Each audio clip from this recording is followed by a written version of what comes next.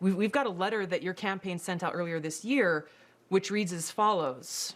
As a proud American Jew, I've been to Israel numerous times for educational, business, and leisurely trips. You said there in that letter that you are, quote, a proud American Jew. How do you explain that?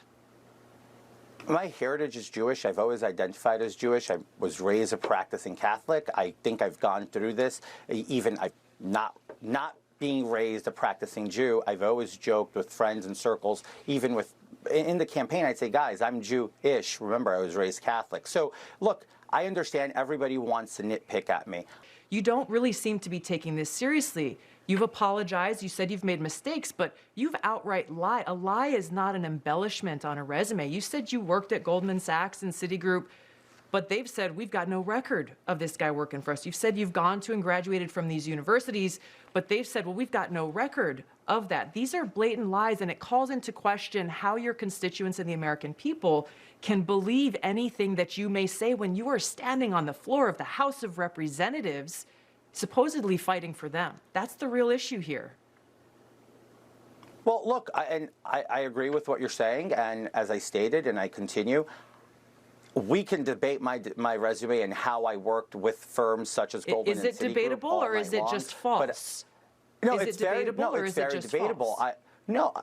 No, it's not false at all. It's debatable. I can sit down and explain to you what you can do in private equity, in capital intro, via servicing limited partners and general partners. And we can have this discussion that's going to go way above the American people's head. But that's not what I campaigned on. I campaigned on delivering results for the American people by lowering inflation. I can sit down, and if you want to have that discussion, I'd be glad to, Tulsi, to explain that to you and make sure that we settle the score.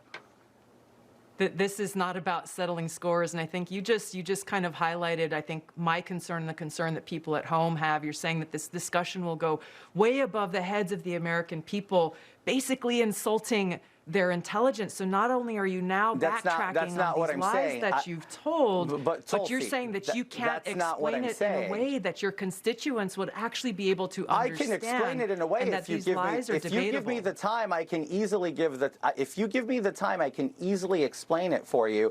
But I feel like nobody really wants to sit down and talk about it. Everybody just wants to push me and call me a liar. Look, I embellished my resume. Santos. I did. Congressman-elect Santos, we've given you a lot of time. I think the time that is owed is to the people of New York's 3rd. It's hard to imagine how they could possibly trust your explanations when you're not really even willing to admit the depth of your deception to them. Thank you so much for being here and joining us.